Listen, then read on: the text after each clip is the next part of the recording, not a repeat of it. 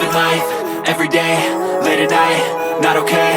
All I want, and I pray, all I need are some better days. Fuck me, I'm looking in the mirror, so foggy, but I've never seen clearer. I don't really think anyone can save me, and honestly I'm not really sure I want saving. I like to be my own worst enemy. There's no risk if you don't try at anything, so I'ma just keep buying everything. See you in the next life, hope to be a better me. I don't think that my head's on straight, gotta flip it and grip it and go and get an x-ray. What's wrong with me? I just feel weight pushing on my chest and it squeezes till I suffocate. Better change my mindset, meditate. It's pretty cool that I'm alive and have better days. I could walk, see, hear, I should celebrate. Think I could change my mind, maybe elevate. Living life